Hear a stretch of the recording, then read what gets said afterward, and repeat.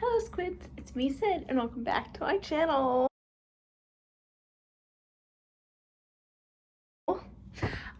So today I'm going to be reading and annotating The Adventures of Sherlock Holmes.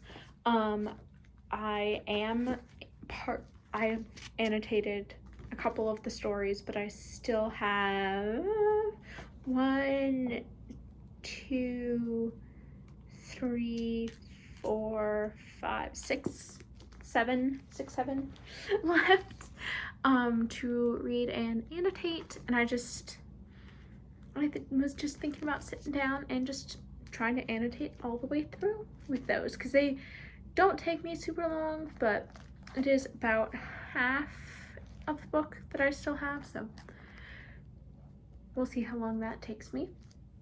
And I will kind of maybe give my thoughts after each story. But these are the tabs that I have.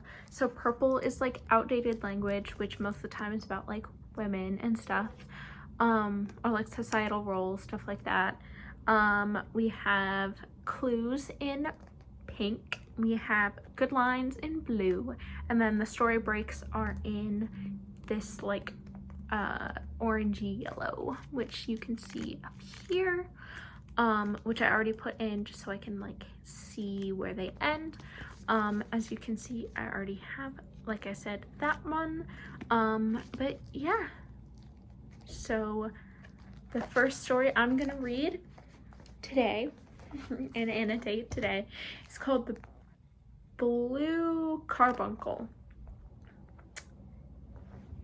So let's get annotating.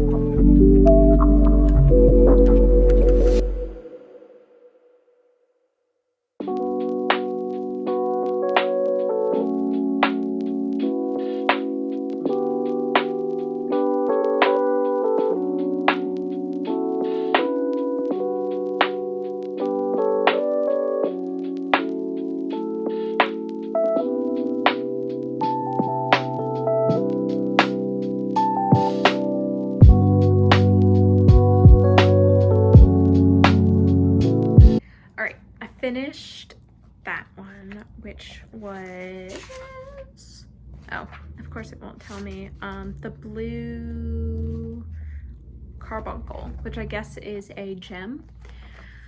That one was really silly. It was a Christmas one, which is not the time, this is not the time for it, but I don't really care. It's just really silly. A lot of his Arthur Conan Doyle's Sherlock stories are kind of silly to me, just with the out of pocket stuff that some of these villains do to get away with what they're doing. And Sherlock always makes me laugh. Yeah, that was that one. I mean, it was pretty good. It was pretty short. I thought that one was kind of ridiculous, especially because it was so short. I mean, it was, I'm not gonna do math right now, but it was pretty short, which is fine, but you know, I wanted, I guess, a little more, because he seems to always solve the cases very quickly, at least in these. I don't know if any of the longer form versions of Sherlock Holmes stories are a little more in depth or not, but for this one, it was just really short. There weren't a whole lot of clues. He just kind of went around and solved it. So that was that one. Next, I'm going to annotate the speckled band.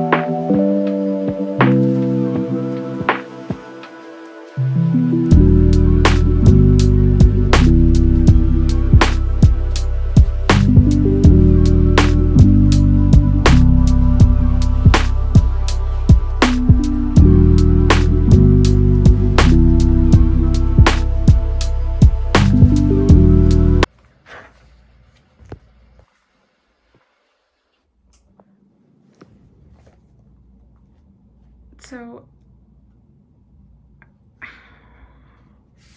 I just finished the speckled band.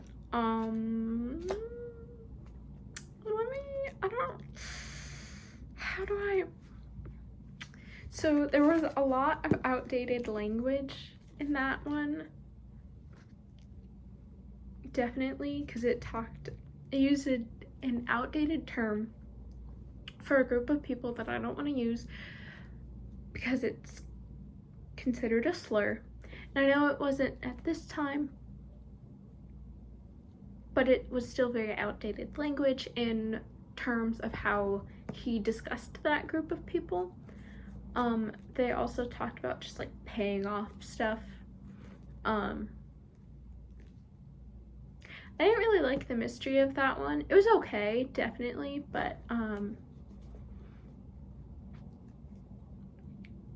don't know, it felt very quick to me, where obviously he has to like explain what happens, but even like at the like climax of the story, I didn't understand what was happening. So that one was not my favorite. I still have 1, 2, 3, 4 more stories, but I'm going to now start the engineer's thumb. Let's get annotating.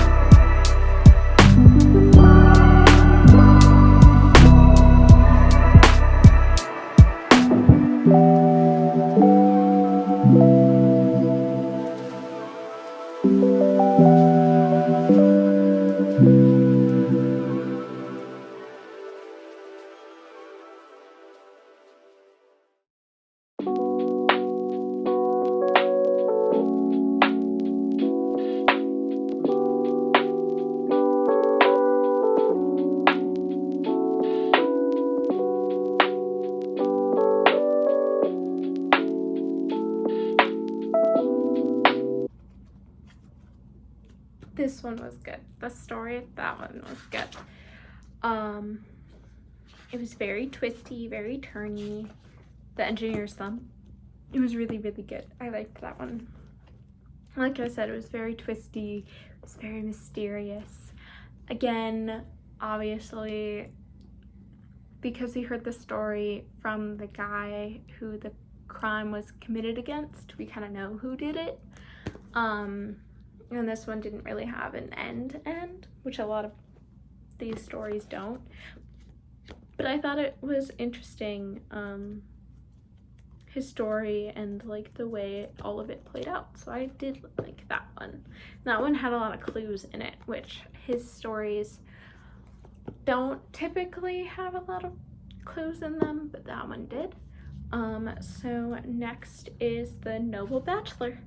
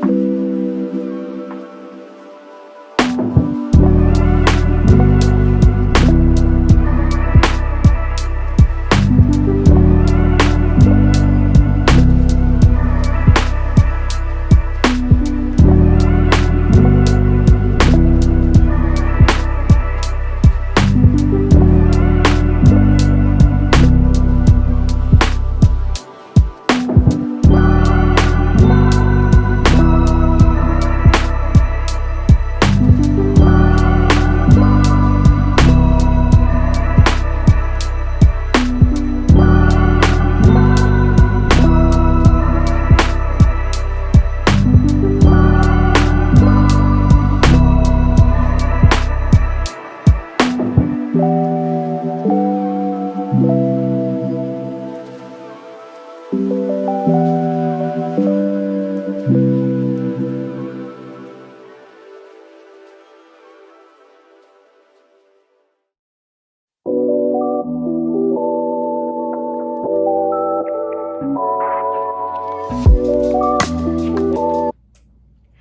one was just sad.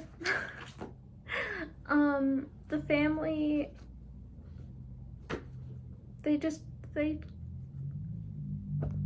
lots of people made lots of bad decisions in this one family, and it messed everything up for everybody else in the family, even though they all made bad decisions.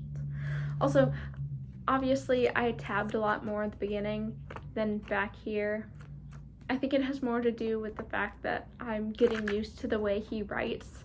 So, I mean, I don't really tab the clues.